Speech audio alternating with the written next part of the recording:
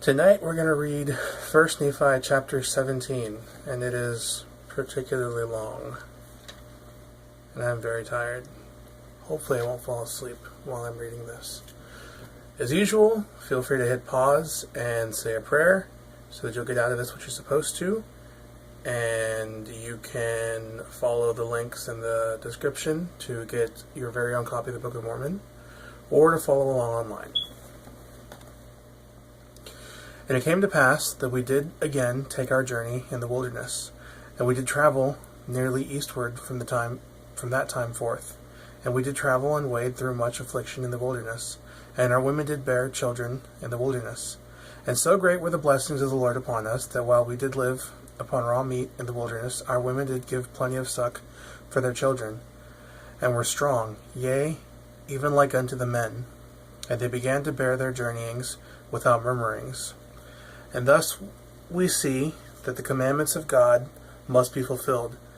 And if it so be that the children of men keep the commandments of God, he doth nourish them and strengthen them, and provide means whereby they can accomplish the thing which he has commanded them. Wherefore he did provide means for us while we did sojourn in the wilderness. And we did sojourn for the space of many years, yea, even 8 years in the wilderness. And we did come to the land which we called Bountiful, because of its much fruit, and also wild honey. And all these things were prepared of the Lord, that we might not perish. And we beheld the sea, which we called, I'm not clear on this one, Erantium, which being interpreted is many waters. And it came to pass that we did pitch our tents by the seashore. Notwithstanding, we had suffered many afflictions, and much difficulty, yea, even so much that we cannot write them all. We were exceedingly rejoiced when we came to the seashore, and we called the place Bountiful, because of its much fruit. And it came to pass that after I, Nephi, had been in the land of Bountiful for the space of many days, the voice of the Lord came unto me, saying, Arise, and get thee into the mountain. And it came to pass that I arose, and went up into the mountain, and cried unto the Lord. And it came to pass that the Lord spake unto me, saying, Thou shalt construct a ship, after the manner which I show thee, that I may carry thy people across these waters. And I said, Lord, whither shall I go that I may find ore to molten, that I may make tools to construct the ship after the manner which thou hast shown unto me? And it came to pass that the Lord told me whither I should go to find ore, that I might make tools.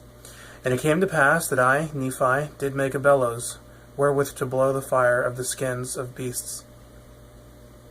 And after I had made a bellows, that I might have wherewith to blow the fire, I did smite 2 stones together, that I might make fire. For the Lord had not hitherto suffered that we should make much fire, as we journeyed in the wilderness. For he said, I will make thy food become sweet, that ye cook it not. And I will also be your light in the wilderness, and I will prepare the way before you, if it so be that ye shall keep my commandments. Wherefore, inasmuch ye shall keep my commandments, ye shall be led toward the promised land, and ye shall know that it is by me that ye are led.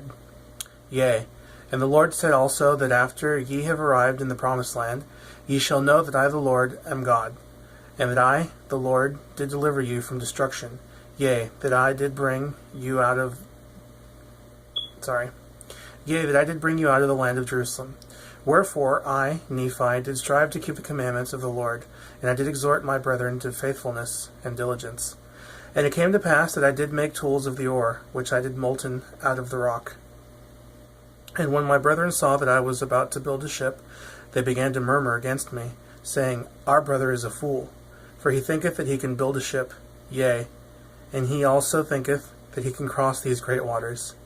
And thus my brethren did complain against me, and were desirous that they might not labor, for they did not believe that I could build a ship, neither would they believe that I was instructed of the Lord.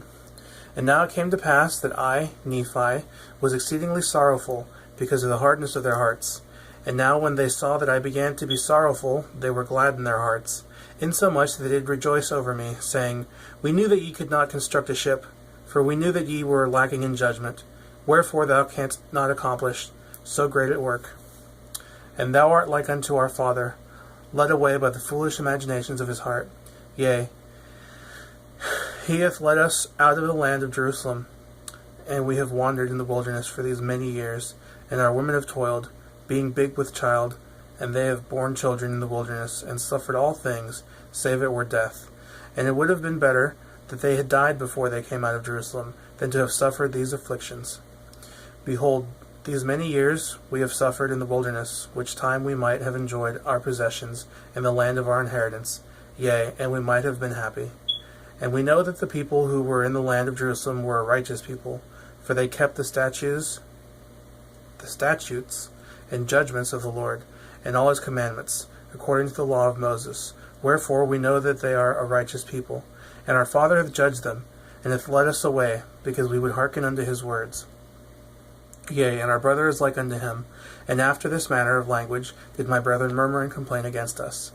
And it came to pass that I, Nephi, did spake unto them, saying, Do ye believe that our fathers, who were the children of Israel, would have led away out of the hands of the Egyptians, if they had not hearkened unto the words of the Lord? Yea, do ye suppose that they would have been led out of bondage, if the Lord had not commanded Moses that he should lead them out of bondage? Now ye know that the children of Israel were in bondage, and ye know that they were laden with tasks, which were grievous to be borne. Wherefore ye know that it must needs be a good thing for them, that they should be brought out of bondage. Now ye know that Moses was commanded of the Lord to do that great work, and ye know that by his word the waters of the Red Sea were divided hither and thither, and they passed through on dry ground. But ye know that the Egyptians were drowned in the Red Sea, who were the armies of Pharaoh. And ye also know that they were fed with manna in the wilderness. Yea, and ye also know that Moses, by his words, according to the power of God, which was in him, smote the rock, and there came forth water, that the children of Israel might quench their thirst. And notwithstanding, they being led, the Lord their God, their Redeemer, going before them, leading them by day, and giving light unto them by night, and doing all things for them which were expedient for man to receive, they hardened their hearts, and blinded their minds, and reviled against Moses, and against the true and living God. And it came to pass that according to his word he did destroy them, and according to his word he did lead them, and according to his word he did do all things for them. And there was not anything done, save it were by his word. And after they had crossed the river Jordan, he did make them mighty unto the driving out of the children of the land, yea, unto the scattering them to destruction. And now, do ye suppose that the children of this land, who were in the land of promise, who were driven out by our fathers, do ye suppose that ye were righteous? Behold, I say unto you, nay. That they were not righteous, not ye. Do ye suppose that our fathers would have been more choice than they, if they had been righteous? I say unto you, nay. Behold, the Lord esteemeth all flesh in one. He that is righteous is favoured of God. But behold, this people had rejected every word of God, and they were ripe in iniquity. And the fullness of the wrath of God was upon them. And the Lord did curse the land against them, and bless it unto our fathers. Yea, he did curse it against them unto their destruction, and he did bless it unto our fathers, unto their obtaining power over it. Behold, the Lord hath created the earth, that it might be inhabited, and he hath created his children, that they should possess it. And he raiseth up a righteous nation, and destroyeth the nations of the wicked. And he leadeth away the righteous into precious lands, and the wicked he destroyeth, and curseth the land unto them for their sakes. He ruleth high in the heavens, for it is his throne, and this earth is his footstool.